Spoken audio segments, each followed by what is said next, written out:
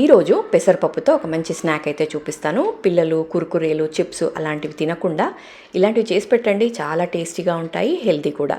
మరి వీడియో మొత్తం చూసి డెఫినెట్గా ట్రై చేయండి. ఇంకా ఫస్ట్ అయితే ఇక్కడ ఒక కప్పు పెసరపప్పు తీసుకున్నాను. పెసరపప్పుని మంచిగా శుభ్రంగా 1-2 సార్లు కడిగేసి ఒక గంట సేపు అయితే నానబెట్టుకోవాలి. ఇలా గంట సేపు నానిన తర్వాత నీళ్ళని మంచిగా ఇలా వంపేసుకోవాలి. నీళ్ళుంటే మనకి పప్పు లూజ్గా అవుతుంది కాబట్టి నీళ్ళు మంచిగా వంపేసుకొని మెత్తగా గ్రైండ్ చేసుకోవాలి. సో చూసారు కదా, ఇట్లా మెత్తగా గ్రైండ్ అయిన దాన్ని ఒక గిన్నెలో వేసుకొని ఇందులో ఒక 1/2 కప్పు గోధుమ పిండి. ఫస్ట్ అయితే నేను ఇక్కడ ఒక 1/2 కప్పు వేస్తున్నాను. మళ్ళీ అవసరం పడితే మళ్ళీ ఇంకొక 1/2 కప్పు వేసుకుందాము. ఇప్పుడు ఇందులో ఒక 2 స్పూన్ల ఉప్మా రవ్వ, రెగ్యులర్గా మనము సూజీ అంటాం కదా, బాంబే రవ్వ, అది ఒక 2 స్పూన్లు. ఇంకొక 2 స్పూన్లు శనగపిండి. ఇప్పుడు ఇందులో తగినంత ఉప్పు, అలాగే కొద్దిగా పసుపు జస్ట్ మనం కలర్ కోసం వేసుకుంటున్నాము. ఇంకా అలాగే 1 స్పూను చిల్లీ ఫ్లేక్స్, అలాగే 1 స్పూను నల్ల నువ్వులు. ఇక్కడ నా దగ్గర నల్ల నువ్వులు ఉన్నాయి, వేస్తున్నాను. మీ దగ్గర నల్ల నువ్వులు లేవంటే తెల్ల నువ్వులైనా వేసుకోండి. 1 స్పూను, ఒక 1/2 స్పూను వాముని ఇట్లా కొంచెం క్రష్ చేసి వేసుకోవాలి. ఇంకట్లాగే ఒక 2 స్పూన్ల కారం. ఇవన్నీ వేసుకొని మంచిగా కలిపేసుకోవాలి. సో పిండి కొంచెం లూజ్గా అయ్యింది కాబట్టి ఇంకొక 1/2 కప్పు వేస్తున్నాను గోధుమ పిండి. సో మనకి మొత్తం 1 కప్పు గోధుమ పిండి అయితే పట్టింది.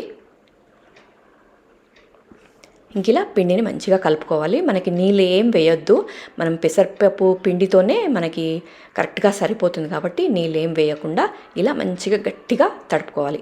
పిండి మనకి మంచిగా గట్టిగా ఉంటేనే మన స్నాక్ అనేటివి క్రిస్పీగా వస్తాయి కాబట్టి ఇలా గట్టిగా ఉండాలి. ఇంకొంచెం మీకు పిండి లూజ్గా అనిపిస్తే ఇంకొద్దిగా గోధుమ పిండి వేసి తడుపుకోండి, కానీ పిండి మాత్రం గట్టిగా ఉండాలి.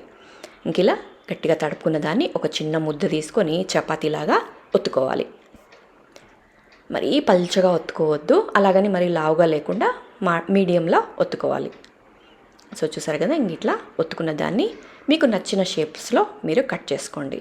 ఇక్కడైతే నేను నార్మల్గా కట్ చేస్తున్నాను. మీకు ఇష్టం ఉంటే డైమండ్ షేప్లో ఇట్లా నచ్చిన షేప్లో కట్ చేసుకోండి. ఇలా కట్ చేసుకున్న వాటిని ఫోర్క్తో ఇలా ఘాటు పెట్టుకోండి. మనకి పొంగకుండా ఉంటాయి. ఇలా ఘాటు పెట్టుకుంటే అన్నీ ఇలా ఘాటు పెట్టుకొని నూనె బాగా ఇలా వేడైన తర్వాత నూనెలో ఫ్రై చేసుకుందాము. అంతే అండి, సింపుల్గా ఉన్నాయి. చూసారు కదా, సింపుల్గా ఉంటాయి, టేస్ట్ కూడా చాలా బాగుంటాయి, అలాగే హెల్తీ కూడా. మనం పెసరపప్పు వేస్ట్ చేస్తాం కాబట్టి చాలా చాలా హెల్తీ. మరి డెఫినెట్గా ట్రై చేయండి, టేస్ట్ సూపర్గా ఉంటాయి. అలాగే ఎన్ని రోజులైనా నిల్వ ఉంటాయి. ఇవి మనకి దాదాపు 1 నెల రోజుల వరకైనా నిల్వ ఉంటాయి. మరి డెఫినెట్గా ట్రై చేయండి, టేస్ట్ సూపర్గా ఉంటాయి. చూసారు కదా ఎంత క్రిస్పీగా వచ్చాయో. మరి మీరు కూడా ట్రై చేసి టేస్ట్ ఎలా వచ్చాయి నా కమెంట్లో షేర్ చేసుకోండి. అలాగే మీకు ఈ వీడియో నచ్చితే ఒక లైక్ ఇవ్వండి. అలాగే సబ్స్క్రైబ్ చేసుకోకపోతే ఛానల్ని సబ్స్క్రైబ్ చేసుకోండి.